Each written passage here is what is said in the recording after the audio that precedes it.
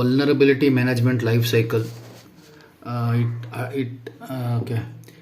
There are 6 phases in the vulnerability management life cycle. Number 1, identify assets and create a baseline. Number 2, vulnerability scanning. Number 3, risk assessment. It determines whether the risk level for a particular asset is high, moderate, or low. Remediation, verification. The security team performs a rescan of the systems to assess if the required remediation is complete and whether the individual fixes have been applied to the impacted assets. Monitor. Organization needs to perform regular monitoring to maintain system security.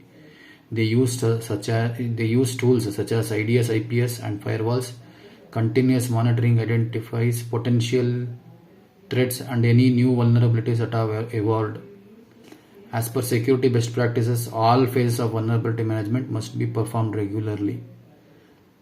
The life cycle described previously can also be seen as pre-assessment phase and post-assessment phase. Pre-assessment phase consists first 2 phases. Post-assessment phase consists of last 4 phases.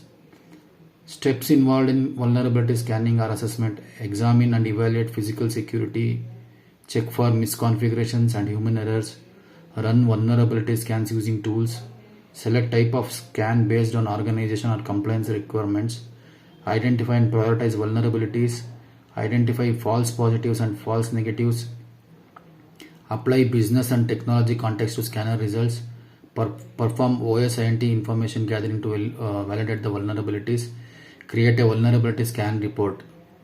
Post-assessment phase is also called as recommendation phase. Refer material of Aspen, very important as it contains detailed steps for all 4 sub-phases of this post-assessment phase.